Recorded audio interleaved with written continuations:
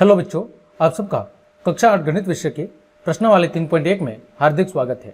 तो प्रिय विद्यार्थियों, आज की इस क्लास में हम प्रश्नावली 3.1 को हल करेंगे। तो देखें, आपके सामने पहला प्रश्न दिया गया है। यहाँ पर कुछ आकृतियाँ दी गई हैं। इन आकृतियों का हमें क्या करना है, वर्गीकरण करके बताना है कि कौन सी आकृति साधारण वक्र है, कौन सी आकृति साधारण बंद वक्र है, बहुभुज कौन सी आकृति है, उत्तल बहुभुज कौन सी आकृति है और अवतल बहुभुज कौन सी आकृति है। तो इन आकृतियों का वर्गीकरण करने से पहले हम जान लेते हैं कि इनकी परिभाषाएं क्या होती है, ताकि हमें प्रश्नों को हल करने में आसानी हो। तो सबसे पहले इन सभी की हम परिभाषाएं जान लेते हैं। देखें, आपके सामने परिभाषा लिखी गई है। सबसे पहले है साधारण वक्र, कि साधारण वक्र कहते किसे हैं। तो कागज पर पेन या पेंसिल की नोक को बिना ऊपर उठाए बनाई गई कोई भी आकृति, कागज पर पेन या पेंसिल की नोक को बिना ऊपर उठाए बनाई गई कोई भी आकृति जो स्वयं को क्या नहीं करती, प्रतिच्छेद नहीं करती, काटती नहीं है, उसे कहते हैं साधारण वक्र। ठीक है। दूसरी परिभाषा है साधारण बंद वक्र। यह क्या होती है? तो कागज पर पेन या पेंसिल की नोक को बिना ऊपर उठाए बनाई गई कोई भी आकृति जिसका प्रारंभिक और अंतिम बिंदु कैसा हो, समान हो। यानी जो आकृति साधारण वक्र होने के साथ साथ कैसी हो, बंद भी हो। भाई, जिसका प्रारंभिक और अंतिम बिंदु समान होगा, मतलब वो आकृति कैसी होगी, बंद आकृति होगी। तो उसे कहते हैं साधारण बंद वक्र। फिर है बहुभुज। बहुभुज क्या होता है? केवल रेखाखंडों से निर्मित बंद वक्र को क्या कहते हैं? बहुभुज कहते हैं। किससे निर्मित? केवल और केवल रेखाखंडों से निर्मित। रेखाखंड क्या होता है? रेखाखंड जिसका प्रारंभिक और अंतिम बिंदु क्या होता है, निश्चित होता है। जिसका प्रारंभिक और अंतिम बिंदु निश्चित होता है उसे कहते हैं रेखाखंड। तो केवल रेखाखंडों से निर्मित बंद वक्र कैसा होना चाहिए? बंद वक्र, यानी जिसका प्रारंभिक और अंतिम बिंदु भी समान होगा, उसे कहते हैं बहुभुज। फिर है आपका उत्तल बहुभुज। कौन सा बहुभुज? उत्तल।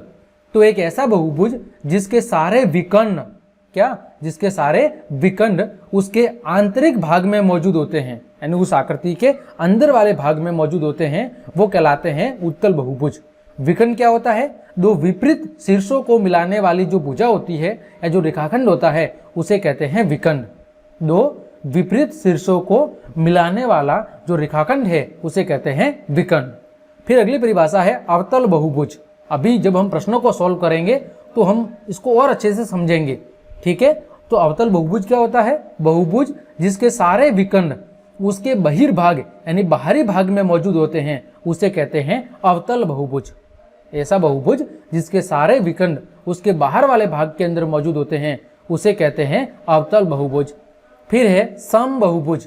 कौन सा? सम बहुभुज, यानी एक ऐसा बहुभुज जिसकी सभी भुजाएं और कोण क्या हो, आपस में समान हो, उसे कहते हैं सम बहुभुज। ऐसा बहुभुज जिसकी भुजाएं और कोण सभी क्या हो, आपस में समान हो, ऐसे बहुभुज को सम बहुभुज के नाम से जाना जाता है। अब हम बढ़ते हैं प्रश्न संख्या 1 की ओर और हम आकृतियों का वर्गीकरण करते हैं। सबसे पहली है साधारण वक्र। कौन सी आकृति है? साधारण वक्र। देखो, साधारण वक्र की परिभाषा क्या थी कि कागज पर पेन या पेंसिल की नोक को बिना ऊपर उठाए बनाई गई कोई भी आकृति, ठीक है, जो स्वयं को प्रतिच्छेद नहीं करती है, उसे कहते हैं साधारण वक्र। ठीक है। तो देखो, पहली आकृति आपकी साधारण वक्र है। ठीक है, क्योंकि ये स्वयं को कहीं पर भी प्रतिच्छेद नहीं करती है। फिर दूसरी आकृति भी आपकी साधारण वक्र है। फिर तीसरी आकृति नहीं है, क्योंकि ये क्या है, इसको हम बिना पेन या पेंसिल को ऊपर उठाए नहीं बना सकते हैं। चौथी आकृति भी नहीं है, क्योंकि चौथी आकृति स्वयं को क्या कर रही है, प्रतिच्छेद कर रही है, काट रही है। फिर है पांचवी आकृति भी आपकी साधारण वक्र है। फिर छठी आकृति आपकी साधारण वक्र है। सही बात है, इसको हम पेन या पेंसिल को बिना ऊपर उठाए बना सकते हैं। फिर सातवीं आकृति नहीं है। ठीक है। फिर आठवीं आकृति, तो आठवीं आकृति है वो भी आपकी सातवीं आकृति है। सातवीं आकृति आपकी क्या है?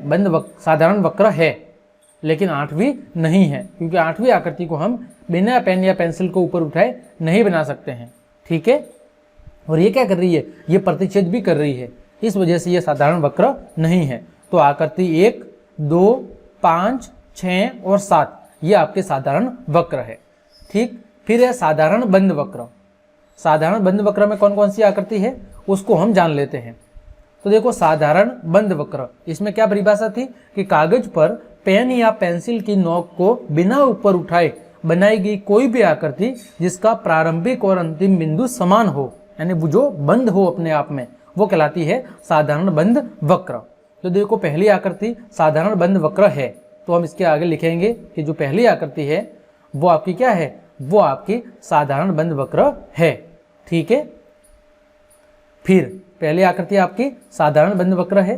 फिर दूसरी आकृति, ये भी आपकी साधारण बंद आकृति है।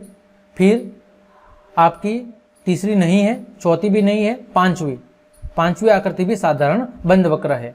फिर छठी आकृति भी साधारण बंद वक्र है। और फिर आपकी सातवीं आकृति, ये क्या है, साधारण बंद वक्र है। 1, 2, 5, 6 और 7। फिर है आपकी बहुभुज। कौन सी है, बहुभुज। बहुभुज की हमने क्या परिभाषा पढ़ी थी, केवल रेखाखंडों से निर्मित सरल बंद वक्र को क्या कहते हैं, बहुभुज कहते हैं। किससे निर्मित, केवल रेखाखंडों से निर्मित। तो रेखाखंडों से निर्मित पहली आकृति है, तो पहली आकृति बहुभुज है। फिर दूसरी आकृति, ये भी बहुभुज है। इसके अलावा कोई भी आकृति बहुभुज नहीं है। ठीक है, आगे बढ़ते हैं। उत्तल बहुभुज। उत्तल बहुभुज की परिभाषा क्या थी, ऐसा बहुभुज जिसके सारे विकर्ण उसके आंतरिक भाग में स्थित हो उसे कहते हैं उत्तल बहुभुज। ठीक है, ऐसी आकृति जिसके सारे विकर्ण उसके आंतरिक भाग में मौजूद हो। देखो पहली आकृति उत्तल बहुभुज नहीं है, क्योंकि इसके बाहर हम क्या कर सकते हैं, विकर्ण खींच सकते हैं। तो जिसके बाहरी भाग में विकर्ण होता है वो उत्तल बहुभुज नहीं होता है।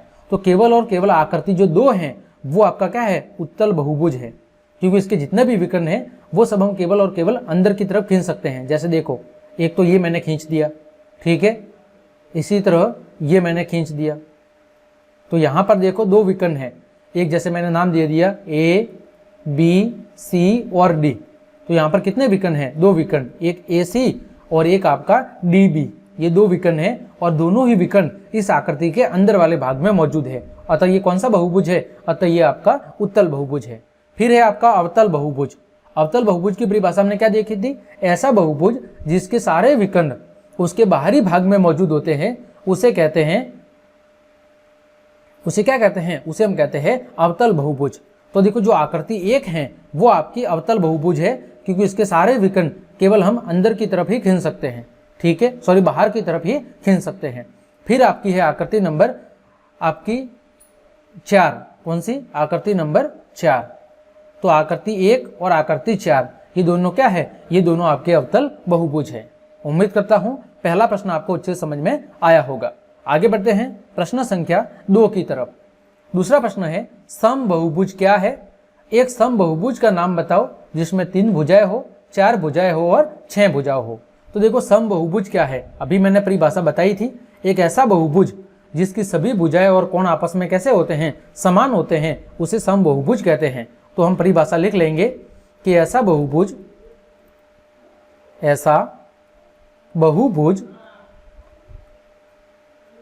जिसकी भुजाएं और कोण क्या हो, समान हो, जिसकी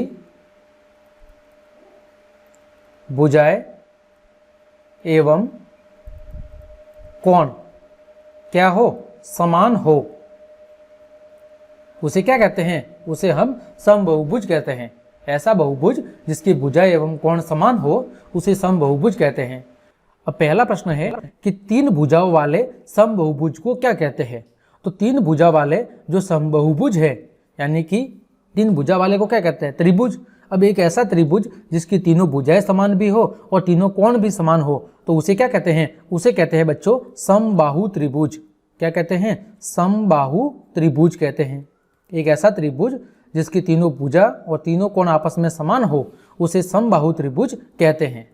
दूसरा है 4 भुजाएं। तो एक ऐसा समबहुभुज जिसकी चारों भुजाएं और चारों कोण बराबर हो उसे कहते हैं बच्चों वर्ग। क्या कहते हैं, वर्ग कहते हैं, जिसकी चारों भुजाएं और चारों कोण समान होते हैं। फिर है एक ऐसा बहुभुज जिसकी 6 भुजाएं हो उसे कहते हैं समछड़भुज। क्या कहते हैं, समछड़भुज कहते हैं, समछड़भुज। ठीक है बच्चों। तो ये थी आपकी प्रश्नावली 3.1। उम्मीद करता हूँ दोनों प्रश्न आपको अच्छे समझ में आए होंगे।